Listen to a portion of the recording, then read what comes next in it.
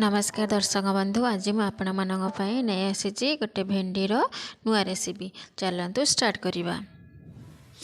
भेंडीर recipe तैयारी करने मुझे प्रथम भेंडी 250 ग्राम नहीं जहाँ पानी रे भल भाव में धोईकी सफा करदे।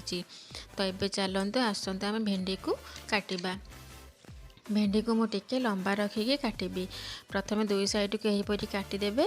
देखो ताको मझीरे यहीपरी काटी दउची। जदि आपण माने चाहिए निज पसंद अनुसार काटिपारे। देखो आमर ए भेंडी काटा सरीगलानी। एबे चलतु आम भाजिबा। से गैस ऑन करके किछि सोरिष तेल पकाउची।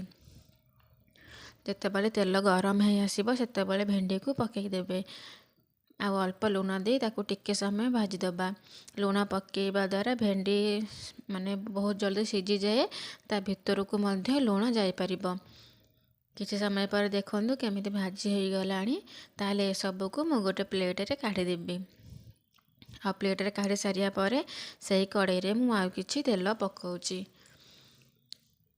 आ कटा होइथिबा गोटे पियाज पकईदबा। पियाज को टिके समय पर भाजीबा। पियाज को एठी मो बेसी समय भाजीबिनी। बस 2 मिनट जाए रफली एमती भाजबा पर कड़ाई रू काढ़ी दे गोटे प्लेट रे रखिबा।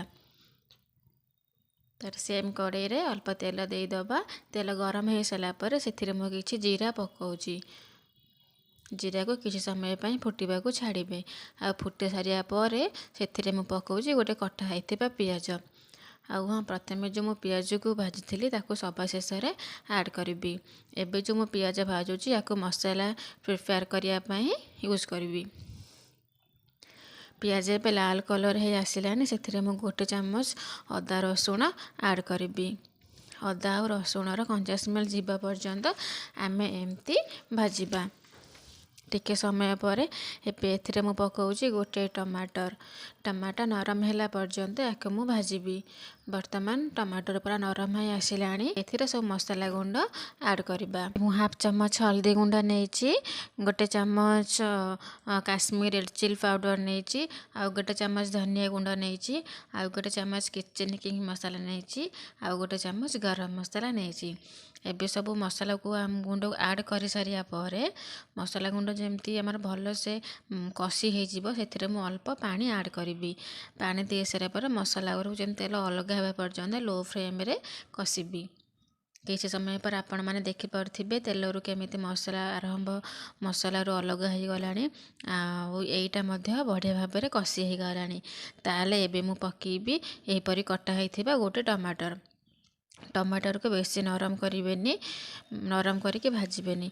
पकेबार गोटे मिनट पर एथिरे मु पकेबी भजा होइथिबा भेंडी आ भाजिक रखिथिबा पियाज 2टी कंचा लंका आपको भल भाव में मिसई देबे। जेहेतु एटा आम सुखिला होइकी बनब आम से पानी ऐड करबानी। लो फ्लेम में 5 मिनट जाए एमती भाजबे। एबे देखो आम 5 मिनट हो गलानी। जमीती कि आपण मैंने देखिपे एबे बढ़िया भाव में भी देखा जाउची। आ भेंडीर यही स्पाइसी मसाला रेसिपी घरे तैयारी करके देखंतु खाइबार मजा आसीजिवो। वर्तमान एबे आमर भी भेंडीर ये स्पाइसी न्यू रेसिपी पूरा हो गलानी। एबे आम गैस फ्लेम ऑफ करदबा।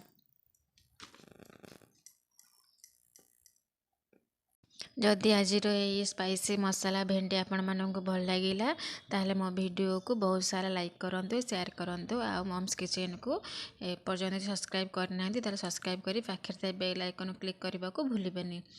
ताहले पुणी थे मुझे नेक्स्ट वीडियो किसी नुआ रेसिपी नहीं आसबि। से पर्यंत रोचे नमस्कार। जय जगन्नाथ।